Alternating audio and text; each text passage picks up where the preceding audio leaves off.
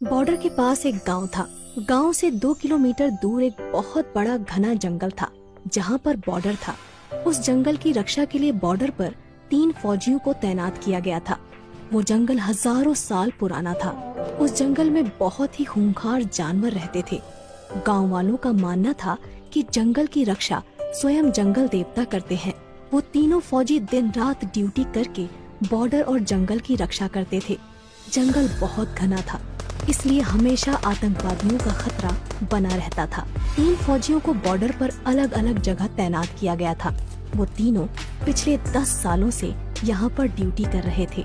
तीनों फौजियों की देशभक्ति और जंगल की रक्षा देखकर वन देवता बहुत प्रसन्न हो जाते हैं।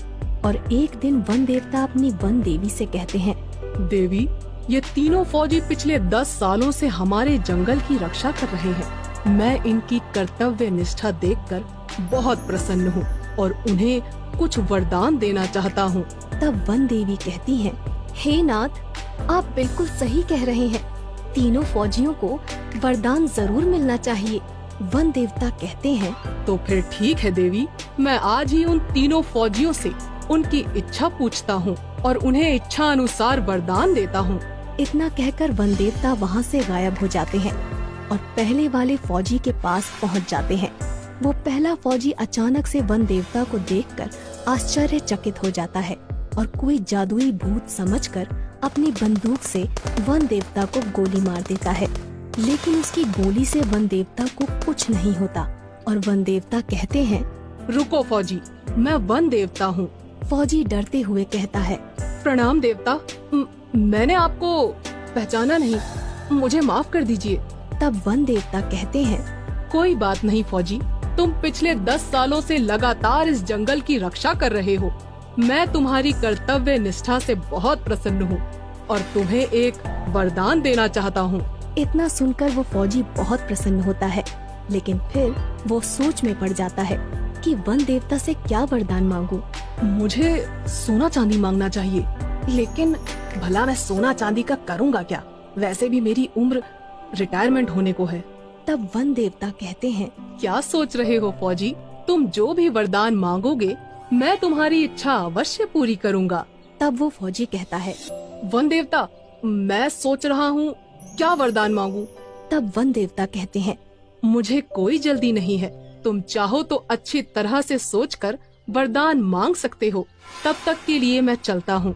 इतना कहकर वन देवता अंतर ध्यान हो जाते हैं। वन देवता के जाते ही वो फौजी लगातार सोच में पड़ जाता है कि उसे क्या वरदान मांगना चाहिए। वो अपने मन में सोचता है, मेरे पास भगवान का दिया हुआ सब कुछ है। एक अच्छी बीवी है, 2 बाल बच्चे हैं और सभी की जिंदगी खुशी खुशी गुजर रही है। मुझे अपनी देश की रक्षा के लिए कुछ मांगना चाहिए। वो पहला फौजी काफी देर तक सोच विचार करने के बाद वन देवता को पुकारता है। वन देवता तुरंत वहाँ प्रकट हो जाते हैं। बोलो फौजी, तुम्हें क्या वरदान चाहिए?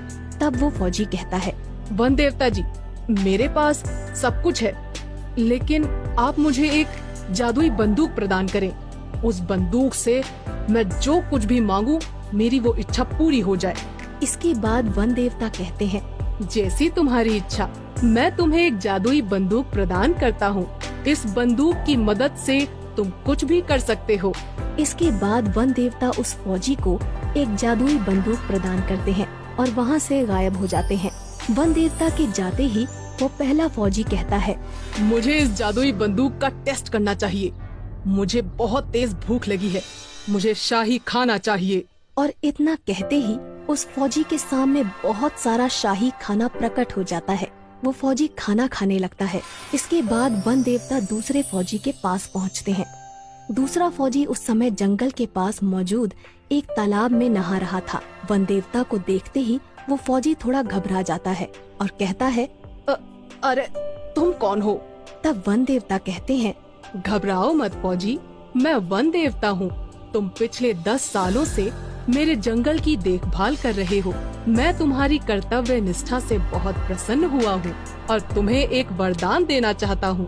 तब वो दूसरा फौजी पानी से बाहर आता है और वन देवता को प्रणाम करते हुए कहता है, प्रणाम वन देवता, मेरे पास एक अच्छी नौकरी है, घर परिवार है, धन संपत्ति भी है, लेकिन मैं बहुत बूढ़ा हो गया हूँ।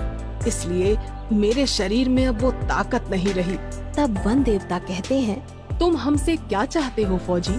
साफ साफ बताओ।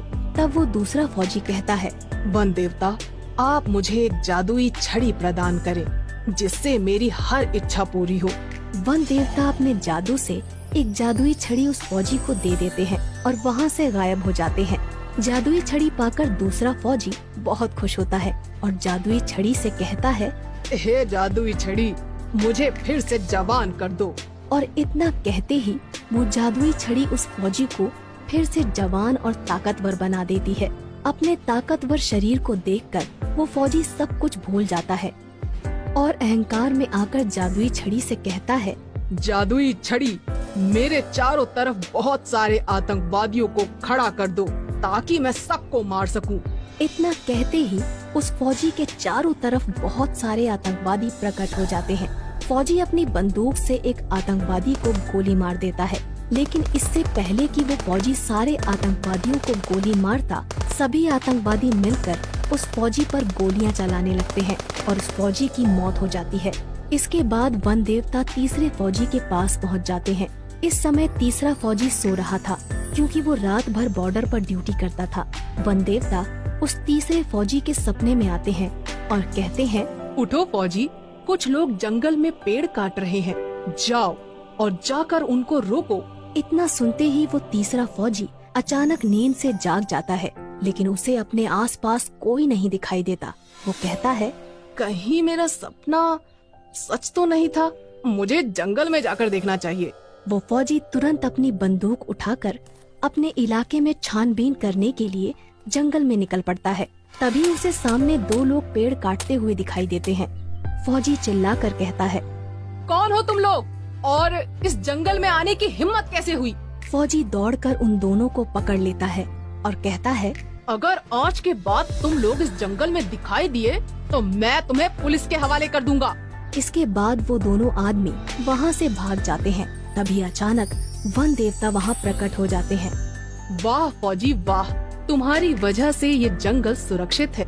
मैं वन देवता हूँ और तुम्हारी कर्तव्य निष्ठा देखकर मैं तुम्हें एक वरदान देना चाहता हूँ।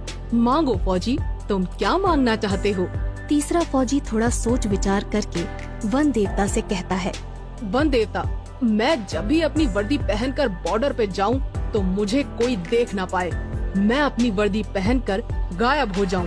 तब वन देवता कहते हैं, एक बार और सोच लो वत्स, तुम चाहो तो कुछ और भी मांग सकते हो। वो तीसरा फौजी थोड़ा अड़ियल था। वो वन देवता से यही वरदान देने को कहता है। वन देवता उसे वरदान देकर वहाँ से चले जाते हैं। अब वो फौजी जैसे ही अपनी वर्दी पहनता था, वो किसी को दिखाई नहीं देता था। तभी जंगल में वहाँ आतंकवादी आ जाते हैं, जो दूसरे फौजी ने जादुई छड़ी की मदद से प्रकट किए थे, और फौजी उन्हें देख लेता है। पर वो फौजी किसी को दिखाई नहीं देता क्योंकि उसने अपनी वर्दी पहन रखी थी। फौजी अपनी बंदूक उठाता है और एक एक करके सारे आतंकवादियों को मार देता है।